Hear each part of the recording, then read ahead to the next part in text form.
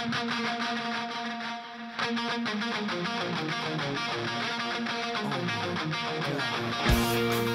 lá. Bom, saudações, companheiros. Meu nome é Wander, estou aqui com o José Fernando. Saudações, companheiros.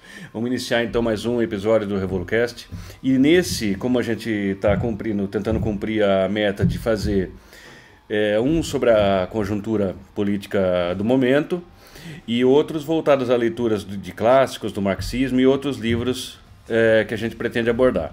Então hoje a gente vai dar seguimento aí ao episódio, comentando então algumas coisas que aconteceram e fazer uma análise delas aí. Bom, essa semana, na verdade semana não, né? Semana passada, mais e a retrasada, surgiu uma discussão que ficou bastante em voga, foi a questão da Amazônia. A gente selecionou esse como um dos assuntos principais para comentar, porque ele envolve, além do ambientalismo em comum, questões de desenvolvimento, questões de ingerência internacional no Brasil, né? Que é o caso da cúpula do G7, que foi feita para discutir a questão amazônica.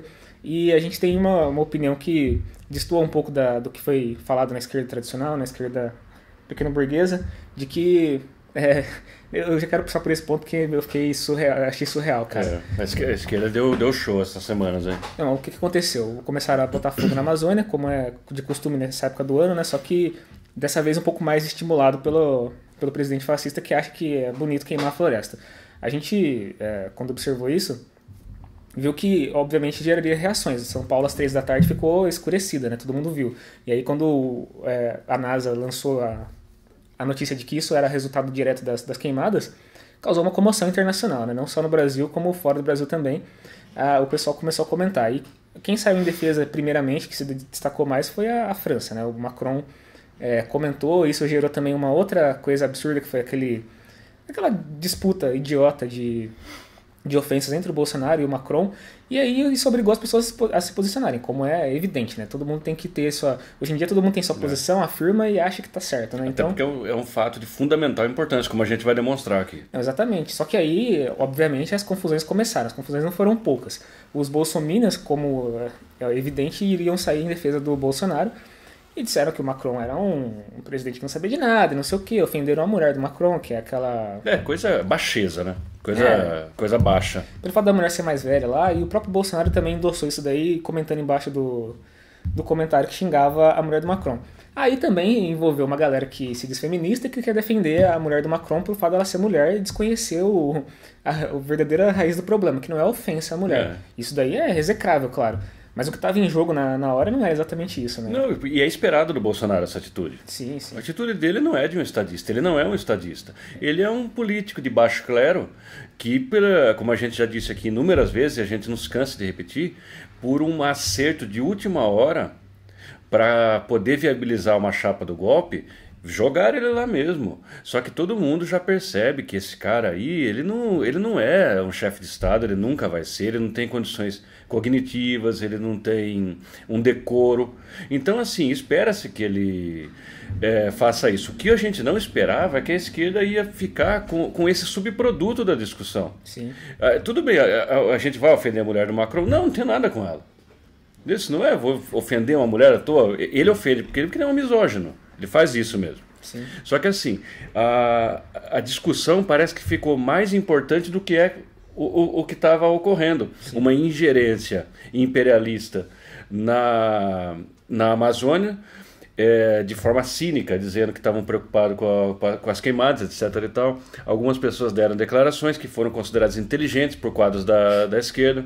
O ex-PDT Cristóvão Buarque, né? Sim. Ele tirou uma frase que o pessoal compartilhou aquilo como se fosse uma peça de uma obra de arte. Ele falou assim: o Louvre pertence a Paris, né? A França. Mas os quadros que estão no Louvre pertencem à humanidade. Então, se a França quiser tacar fogo nos quadros, todo mundo tem que interferir. Ele quis fazer uma analogia com a Amazônia brasileira, mas isso aí é um patrimônio ecológico, etc, etc. A gente tem que falar para ele, não é assim, não. E a gente vai explicar por quê que não... É uma coisa simples, assim, a França é um país soberano, o Brasil também é um país soberano, eles deveriam estar no mesmo status. Então, por exemplo, se o Brasil quiser interferir no Louvre e lá amanhã e falar assim, eu acho que vocês não deveriam queimar os quadros de vocês. Um país imperialista simplesmente falaria assim, me impeça, vem me impedir de queimar. A gente vai queimar, a gente não quer mais pagar os custos de manter o quadro, a gente vai queimar o quadro. Se eles quiserem, eles queimam. Eles têm canhão, eles têm míssil, eles têm tudo para defender o território deles. Eles projetam esse poder em cima de outros países e é isso que está sendo feito agora na Amazônia. Uma outra coisa dentro da discussão ainda, antes de entrar nos pormenores, é que o PCO, que é o Partido Revolucionário no Brasil, que está mais à vanguarda da discussão, defendeu a soberania nacional. Falou que não, a França não tem que dar pitaco aqui. E aí alguns bolsominions foram lá e foram desesperados por conta do ataque que estava sendo feito ao Bolsonaro. Elogiaram o PCO. Foram elogiar o PCO. Ai, que bom. Meu. E aí o pessoal começou a tacar pedra. Falou, lá. Deu tilt na esquerda pequena burguesa. O pessoal quase morreu. Falou, o que está acontecendo? O Bolsonaro defendendo o PCO, que é o partido que defende a queda do Bolsonaro. Sim. E os caras defendendo o PCO por conta da declaração do partido de que sim, a soberania tem que ser defendida, a França não tem que dar pitaco em nada aqui, tem que calar a boca e ficar quieta, não tem que dar pitaco. E aí o que aconteceu? Dias depois, o Bolsonaro foi pedir, na sua postura nacionalista, foi pedir ajuda pro Trump, implorar que nem um cachorro para ele defender o Brasil. Ele é o cachorro do Trump, né? Tem que marcar isso aí. Isso tem que ser assinalado. Foi pedir pro Trump defender o Brasil no G7. O Trump cagou pro Brasil. Que isso? E outra, nossa. Se tiver uma pauta no G7, eu não sei se todo mundo todos os companheiros e os outros ouvintes, né, que seguem o nosso podcast, tem claro o que é o G7. G7 é uma mesa internacional de imperialista. O pessoal senta lá para decidir o que eles vão fazer baseado na política deles. Não é nada assim. Você acha que se a Amazônia tiver em voga nessa mesa, não é porque está queimando as pessoas ali, queimando índio, queimando madeira, montando pasto, não é por causa disso. É que eles têm interesses claros na floresta e nas riquezas incalculáveis que ela pode gerar, que é em potencial. Então, a atitude só para deslindar um pouco o negócio que o Wander assinalou, eu não tinha conhecimento disso, achei muito interessante, da posição que parece ser a mesma entre a esquerda trotskista e os bolsominions, né? A gente tem que dizer que é e não é. Veja bem, os bolsominions estão querendo passar o pano, como eles fazem para o candidato deles, para não ficar tão feio assim, né, diante da política desastrosa que ele leva em qualquer setor que ele põe a mão, porque o cara é um desastre ambulante, né? O pessoal começa a sentir saudade de quando ele era pago para não fazer nada, que agora ele está fazendo e está mudando tudo. Só que assim,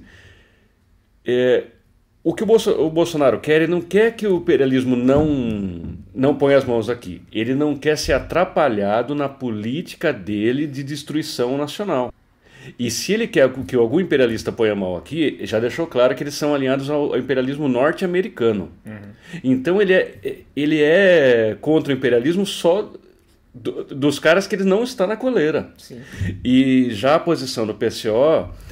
depois eu tenho que ler a nota, mas eu acredito que, por conhecer a linha política deles, eles são contra qualquer tipo de intervenção imperialista nos negócios do Brasil. A gente tem que deixar claro aqui que a Amazônia, por ser uma floresta importante, a gente é a favor de que seja defendido, sim, que não seja queimado tudo indiscriminadamente e que não seja entregue ao pessoal que eventualmente vai explorar aquilo lá de forma desordenada e irresponsável e tudo mais. Porque o capitalismo é assim, os madeireiros, os grileiros que estão lá, eles estão por essa causa. Eles não estão ali para tentar defender a soberania nacional nem nada, nem colonizar nem nada. Eles querem destruir e lucrar o máximo que puderem. Fazer esse tipo de coisa, transformar toda aquela riqueza, toda aquela ecologia, toda aquela fauna, tudo que a floresta tem que estar explorado e inexplorado, porque o Brasil não verte dinheiro para pesquisa ali, que devia fazer postos avançados ali, devia colocar a Polícia Federal, o Exército para defender as fronteiras da Amazônia. Uhum. Aí é uma atitude que o Exército tinha que fazer. Não é nacionalista, não gosta de bandeira, então tem que fazer isso aí. Tem que deixar ninguém entrar ali. E tem que colocar os cientistas ali. A gente é contra essa destruição predatória simplesmente para fazer com que os grileiros de terra, figurões do agronegócio, consigam lucrar. Só que aí Só que esse negócio é um problema da gente aqui. A gente precisa resolver. E tem outra coisa também que eu sempre destaco, que é assim, a gente não é contra a ocupação da Amazônia, até porque ela já está ocupada há muito tempo, os índios ocupam lá, eles fazem parte da população da Amazônia. São uma minoria hoje, porque foram dizimados, é evidente isso, e eles têm direito a ocupar aquela terra da maneira como eles pretenderem. Mas assim, a Amazônia ela tem que ser ocupada porque ela é território nacional, ela não tem que ser intocada, não pode se... a galera tem uma coisa de ambientalista que não pode encostar na floresta, não. Aquilo é metade do território, se ninguém ocupar, vem outro e ocupa. Sim. Há um tempo atrás eu me lembro de um caso que foi pego um submarino, não sei se é um submarino, um navio, um barco, não me lembro, acho que é uma embarcação. Tem submarino no rio, eu acho que é difícil, né? Os caras pegaram uma embarcação estrangeira na Amazônia. Se não me engano, é francesa. Então, só para ver que, só para deixar o pessoal de antena mais em pé ainda. É só para lembrar que a França faz fronteira com o Brasil. A Guiana Francesa pertence à França, é um território europeu, ultramarino, no continente americano. Então essa gente ocupa território, eles são predadores também. Então você fala olha assim, a África. Então, eu vou livrar a Amazônia dos madeireiros e vou colocar a França aqui. Esses caras são piores. Isso? Você vai, tudo bem, você não tem mais os madeireiros lá atacando fogo, daí você tem os franceses pondo fogo ou fazendo outra coisa ali. Sim. Quem tem que explorar aquilo são os brasileiros, evidentemente. A gente não é... Só que assim, o Wander falou uma coisa, depois o pessoal pode ir contra, atacar o que ele está falando, mas só para esclarecer aqui. Nós não estamos dizendo que não tem que respeitar as reservas indígenas, quilombolas e todos os outros povos autóctones que estão ali em detrimento de alguma coisa, não. Os índios devem ter o território deles garantido, claro, né? Mas o que a gente está dizendo é que precisa ocupar, precisa explorar, né? De uma forma, como o pessoal gosta de dizer, sustentável, mas que não dá para ficar com esse romantismo aí também, que muitas vezes os ambientalistas caem nesse negócio. Vamos tomar puta monte de pedrada, porque esse negócio é um assunto muito quente, né? Uhum. É importante lembrar que os índios não são animais, eles são pessoas. Então, diante da tecnologia, eles querem a mesma vantagem que a gente tem. Então, se falar, o índio tem que viver pelado, correndo com os animais, isso daí é idílico, isso não existe. Os caras têm televisão, têm celular, eles querem viver a vida, eles têm que ter condições de fazer isso, no território deles. Se é para preservar a Amazônia, que preservem os biomas que são únicos, que não podem desaparecer, as árvores que são únicas. Ou as tribos que... por qualquer razão, eles não querem manter o contato com o branco. Tem muita tribo isolada ainda. Isso daí tem que ser mantido, claro. Não estou dizendo que tem que ir lá invadir os caras, mas quem está integrado, os índios que estão integrados... O nego tem essa mania de achar que índio é isso daí, é a imaginação dele. Tem índio na cidade, tem índio em vários lugares. Os caras vivem de forma indígena ainda. É uma etnia, pô. Só que com outros meios de vida, não é assim também. E uma coisa que eu queria... lembrar que o desmatamento é uma coisa que parece a princípio negativa. Eu não estou defendendo o desmatamento, pelo amor de Deus, desmatamento é irresponsável. Só que assim, o território nacional ele precisa ser ocupado, senão vem outro e ocupa no lugar. Isso já acontece, já tem... o fenômeno do grileiro é isso, a falta de Estado, é a não presença do Estado nessas regiões que propicia isso. E principalmente a não realização de uma reforma agrária realmente popular, realmente democrática e ampla. Sim. Aí você dá lugar. Porque se o Brasil tivesse feito a reforma agrária, não existia esse câncer aí. Sim, sim. Vê se esses filhos dão um puto existem nos Estados Unidos. Porque lá eles fizeram a reforma agrária. De uma forma até boa. Depois a gente pode até discutir. O Lenin tem um texto sobre isso. Bom, então teve essa pataquada da esquerda que sempre, né, se destaca por isso de defender o imperialismo francês aqui.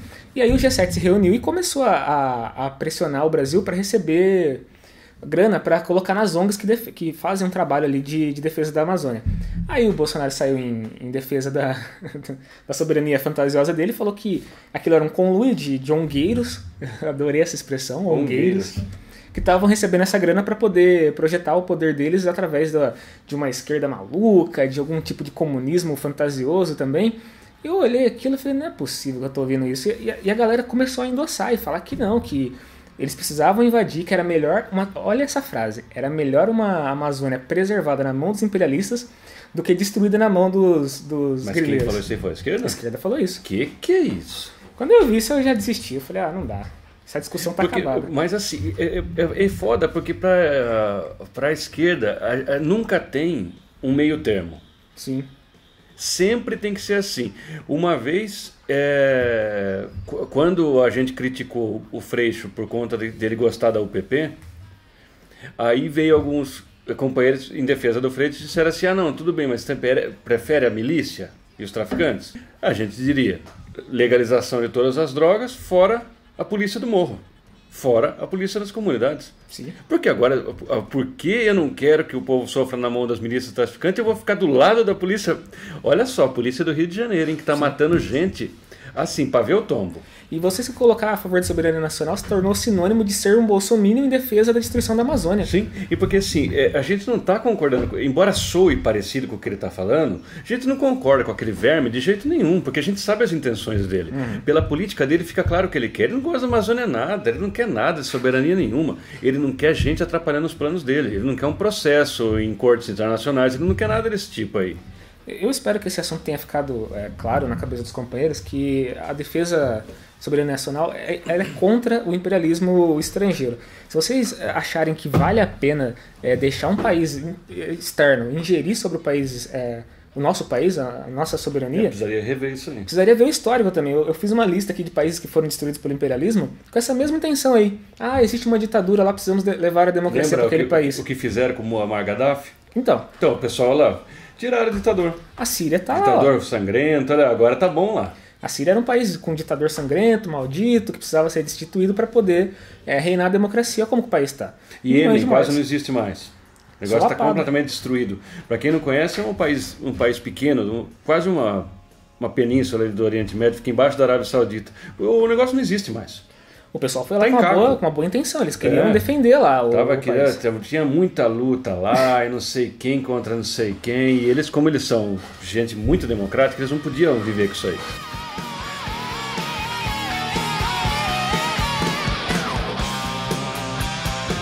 Bom, então esse assunto superado, espero que sim.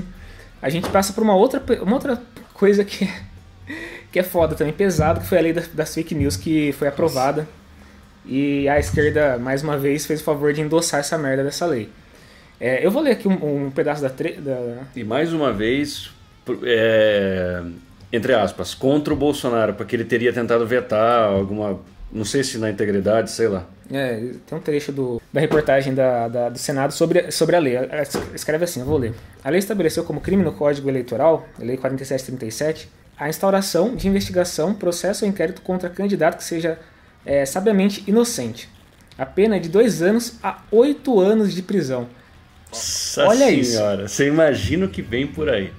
Não, E a esquerda gostando. A esquerda adorou. O texto original da lei estendeu a mesma punição a quem replicar a denúncia. Então, por exemplo, tem uma fake news, tá rolando, você vai lá e replica. Tá preso. Processou, tá preso. Pode ficar 8 anos preso por causa de você dar um reply numa notícia falsa. Aí tem assim na notícia, o senador Humberto Costa foi um dos que defendem... Humberto Costa do PT, não é? Então, do PT. Defende a derrubada do veto. O Bolsonaro tinha vetado a questão da prisão. Ele diz que é preciso se posicionar contra a prática criminosa de ataques à reputação de pessoas e instituições. Para o senador, ou o Brasil combate de vez as fake news, ou será vítima de um processo de autoritarismo nunca visto na nossa história. Olha a confusão que está sendo feita. Nossa! O autoritarismo... Ele ganhou o selo de psicodelia argumentativa do Olavo de Carvalho. Para ele, o autoritarismo vem do fato de existir a possibilidade de eu espalhar uma fake news. Não de eu ser preso por espalhar fake news. Olha... Não, mas é totalmente o contrário. Viu? Pera um pouco. Então, tudo bem, é foda você ficar com aquele negócio de uma madeira de pinto, que o Boulos ia colocar 3 cracudos para morar na sua casa... ia ter bolsa prostituta, bolsa não sei o que, estuprador estuprava, ganhava um cartão de crédito. Sim, isso aí é foda mesmo. Só que assim, um tiozinho, dono de uma padaria super reacionário ali, ele replica o negócio lá que a Manuela Dávila tem pacto com uma entidade etrusca. ele tem que ser preso por causa disso aí? Não, companheiros, vamos atentar do que quais são os perigos dos limites da liberdade de expressão. Primeiro, quem que vai decidir o que é fake news? Sabe quem que é? Sérgio Moro e a turma dele lá. Dallagnol, esse pessoal aí que a gente tá vendo. Depois eu acho que merecia até um episódio sobre os vazamentos que não pararam lá no Intercept. Sim. O negócio é cabeludo lá. Então... Quem que vai decidir? A esquerda vai decidir? Não, é Humberto Costa que vai decidir? Costa Não é Humberto Costa. É o judiciário brasileiro, que é super de esquerda, a gente sabe. O pessoal é revolucionário. Ele tem assim, tem lá o martelo para ele dar a sentença, do lado tá o capital. Os caras são super democráticos. A gente tem repetido isso várias vezes. O Estado burguês, ele é... Proposto pro cara do PDT. Foi o cara do PDT que propôs a lei ainda por cima. Olha só, a cara da esquerda que propôs o projeto. A esquerda não percebe que dar poder ao Estado burguês é fortalecer a direita. Não existe outro caminho. As pessoas que vão julgar, que vão processar, vai ser a direita. Não importa se você chegar e falar amanhã, tem uma fake news de mamadeira de piroca, pelo amor de Deus, denunciar. Pode ser que prenda um cara mesmo, um trabalhador, um cara... Não, vão prender, pobre vai preso mesmo. Então, prenda o cara fudido lá, um pequeno comerciante, mas um cara ou grande... até militante, por exemplo, assim, os caras, por exemplo, um canalzinho pequeno de esquerda, alguma coisa do tipo, ou um grupo de militantes da juventude, os caras, sei lá, eles veem uma notícia, eles não vão a fundo na fonte, replica aquilo lá, vai todo mundo preso. Não, isso deve Porque ser... vocês acham que quem que vai preso? A família Frias? São os maiores canalhas, canuleadores do mundo. Eles forjam coisas. O jogo eleitoral, que a esquerda tanto gosta, é controlado por essa gente. Uhum. Eles vão preso? Que nunca. isso, ali ganha quem eles querem que ganhe. Um dos maiores produtores de fake news no Brasil, pessoal, não é o tiozinho da esquina que votou no Bolsonaro. É que não, o cara é um ignorante. É. Assim, embora a gente já falou, embora seja muito desagradável, ser ignorante não deve dar cadeia. Deixa o cara falar. Pode falar. E outra... a gente tem que falar, tem que deixar claro coisas básicas, né? Que o pessoal não se atenta que quem vai ser preso de fato, quem vai ser perseguido vai ser a esquerda. Amanhã ou depois, lógico, você vai lá e fala assim, eu acho o Aécio Neves um bandido. Não tem nada provado contra o Aécio Neves no momento. Mas todo mundo sabe que ele é um bandido, só que como ele compra todo mundo, não está provado. O cara foi pego numa ligação telefônica falando que precisava colocar alguém para fazer um trampo pra ele que pudesse matar depois.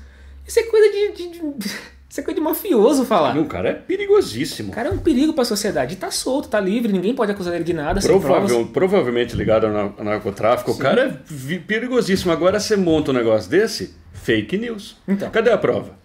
E amanhã a gente tá sendo preso por causa disso daí. Por causa de falar que o Aécio Neves é um narcotraficante, que provavelmente ele é. Então eu fiquei assombrado com a declaração do deputado petista. Senador ou deputado? Acho que é senador. Porque isso aí foi decidido numa sessão de congresso, não foi? Sim, foi. O problema é que o cara falou, vai cair no autoritarismo. O autoritarismo de dizer o que ele tem que voltar para os bancos, sei lá, fazer uma sociologia, fazer qualquer coisa para um aluno lá, ensinar ele. Pô, autoritarismo é exatamente o contrário, você criminalizar uma pessoa porque ela fale. Ela que fale o que ela quer, pô. Essa lei autoritária, não poder falar as coisas que eu penso e a coisa que eu acho, e estender isso pro Brasil inteiro, isso é autoritarismo. Amanhã ou depois a gente não pode falar porra nenhuma, não pode publicar um jornal porque, de acordo com um juiz de primeira instância, é uma fake news. Eu vou preso por causa disso? Você tá louco? Mesma coisa daquele livro. Foi um juiz do Rio de Janeiro, se eu não me engano, falou que não podia mais vender, disponibilizar de jeito nenhum, de forma eletrônica, o Mein Kampf do Hitler. Tá errado. É uma literatura profundamente venenosa, só faz parte da literatura mundial. Vai fazer o quê? Aquele desgraçado lá sentou e escreveu. Lê quem quer ler. Sim, é um documento Porque assim, se eles fazem isso aí com um livro da Rosa Luxemburgo, por exemplo, fala assim, né, isso aqui incita as massas contra a ordem estabelecida. Sim. Tá prescrito. Esses index aí só sabe quem? A classe dominante. E o proletariado não é a classe dominante no momento. Eu queria comentar rapidamente uma coisa que aconteceu foi ontem, ou antes de ontem, que o Glenn deu uma entrevista no Roda Viva, e ele foi confrontado com vários outros jornalistas jornalistas da imprensa capitalista burguesa, né, de grandes jornais. E as perguntas todas giraram em torno da fonte dele, da legalidade de se publicar coisas de fonte ilegal, de fonte criminosa. E aí eu fiquei olhando aquilo e fiquei pensando, cara, olha o nível de desinformação que está nessa mesa, nessa roda. São pessoas, jornalistas que escrevem todos os dias para milhões de pessoas, e você percebe que a intenção dessas pessoas é manter o status quo a qualquer preço. Estão atacando o Glenn por ele estar fazendo uma cobertura jornalística legal, totalmente lícita. É constitucional que ele não revela as fontes. Exatamente. E estão atacando, cara, essas pessoas estão escrevendo pro Brasil inteiro todos os dias. São essas pessoas que produzem fake news todos os dias. Gente do valor econômico, gente de todo lado ali. E ninguém fala nada desses caras. Então querem fazer uma lei para criminalizar fake news, enquanto deixam livres esse tipo de gente para escrever e desinformar a população. Você tá ficando maluco. Não tem isso. E agora a gente vai falar da outra lamentável, que a gente só falou da esquerda. Você viu que eles estão roubando a cena. Eles estão conseguindo. A esquerda se juntou em mais uma coisa completamente desastrada, que eles chamaram de direitos já. Se juntaram um monte de ala direita dos partidos que se dizem de esquerda, inclusive com o apoio do Dr. Fernando Henrique Cardoso, para ser, abre aspas, contra o governo Bolsonaro. Primeiro a gente tem que falar uma coisa, para arrepio dos democratizantes em geral. Ser contra o Bolsonaro é pedir fora Bolsonaro. Fora isso, você está fazendo frente única com o governo dele. Por que a gente diz isso aí? Vamos supor, vamos se reportar ao Chile de 1976, sob Pinochet. Qualquer pessoa que não colocasse abaixo a ditadura de Pinochet estava dando sustentação, fazendo uma oposição de fachada lá no Congresso. Essa reunião foi lamentável, porque entre os convidados para a reunião, sabe quem que estava? Um dos personagens principais, além do Fernando Henrique Cardoso, que é um golpista de primeira. Era o Nhonho, né? Rodrigo Maia. O cara acabou de aprovar a Previdência, destruir os direitos dos trabalhadores. Ele foi o artífice do negócio. Chamaram o cara pra ir lá. Acho que ele não pôde ir, o Haddad também acabou não indo. Acho que alguém falou pra eles, pessoal, vocês estão indo um pouco longe demais com essa merda aí. Chamaram o Ciro Gomes, o Boulos, eu acho que os caras ficaram naquela coçando pra isso, sabe? Pra fechar essa frente aí. Eu acho que tava, tava em casa falando, eu queria, deixa eu ir. E o assessor falando, não faz acho isso. Que a mulher da Haddad falou pra ele assim, pelo amor de Deus, velho, senão vamos já arrumar a sua ficha lá no PSDB. E juntaram esse... Lula tá vivo ainda. Então, a condição para participar disso daí era não falar do Lula, não podia falar do Lula. Eu acho que aí você já tem metade do plano, né? Eu acho que foi o Flávio Dino que acabou falando do Lula nessa reunião, mas ainda foi censurado, que a galera não queria falar de pedir liberdade pro Lula. E o que se resolveu disso daí? Resolveu não é nada. Sabe. Isso aí não é nada, isso é um gritinho, isso aí não assusta fascista. Não. Isso aí não assusta, viu? Às vezes que o Bolsonaro pareceu amedrontado, pareceu acuado, foi quando houve manifestações contra eles vindas das ruas de fora. Aí sim, agora, viu? O que ele quer que esses caras aí, o Fernando Haddad, agora já estão mandando pesquisa todo dia que ele ia ganhar agora. A eleição não é agora, para começar. A eleição foi em outubro passado. Então essa eleição hipotética que ele venceria nem existe. Ele tá vencendo nem existe. E agora falaram que... o que é isso aí? Isso é uma coisa ingênua? Não é.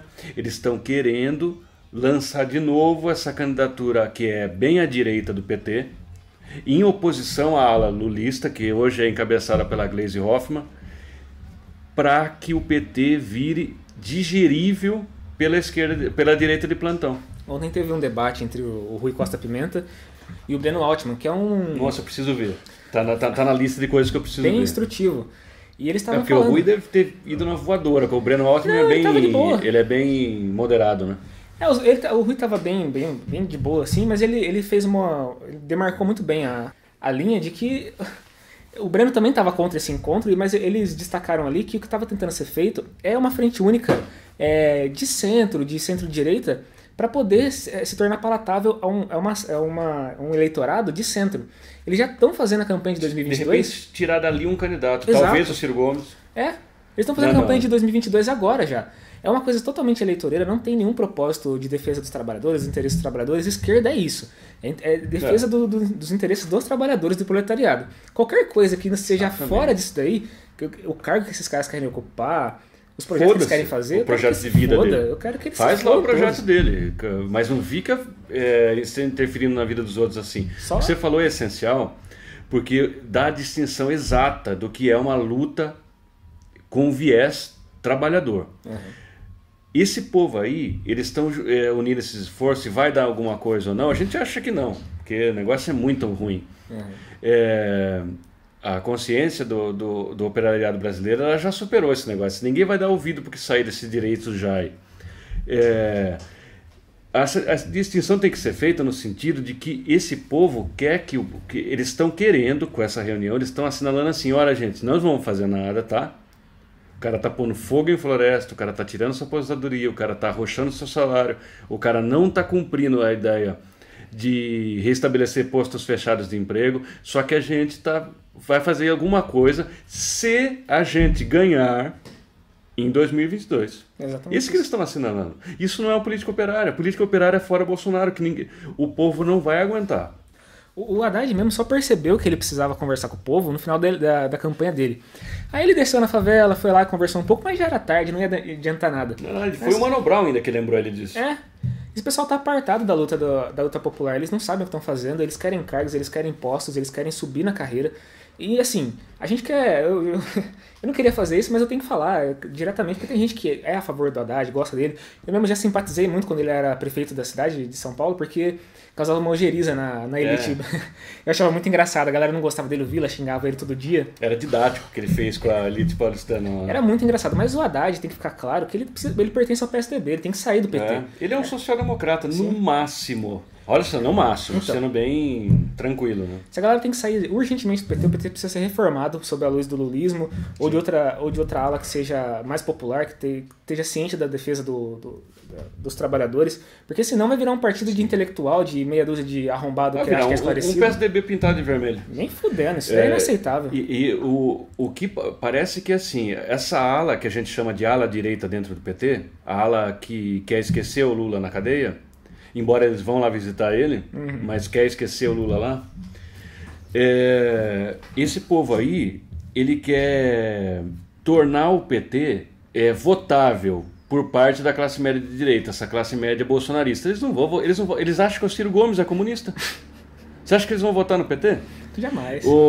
A ideia que se faz, que a gente tem uma teoria de que o PT passa por esse momento difícil, complicado, em que a ala direita está assediando as bases do partido, só que a gente entende que se a ala lulista vencer, o PT vai se reconstruir muito mais forte e muito mais à esquerda. A gente teria uma versão do PT bastante arrojada para um próximo governo Lula ou da Glaze, por exemplo, assim, porque a gente acredita que a escolha está bem clara, as forças estão em combate. E quem sair vitorioso aí vai decidir o destino do maior partido de esquerda talvez do mundo. Sim. Bom, então acho que a gente chega a nossas conclusões aqui nesse ponto e deixar para os companheiros que no dia 14 vai ter uma manifestação em defesa do Lula lá no Curitiba. É importante que quem estiver próximo possa comparecer, ou quem não estiver próximo também possa comparecer. Procurem o pessoal, os sindicatos, as associações, os partidos que estão organizando o ônibus. Sim, e é importante ter uma manifestação massiva, mostrar o real desejo do povo pelo final dos processos políticos contra o Lula. E a gente acredita que, se for bem sucedido, vai ser a primeira pedra pavimentando o caminho para o fora Bolsonaro. Bom, então eu acho que é isso. Muito obrigado pela atenção de vocês e até o próximo episódio. Até a próxima.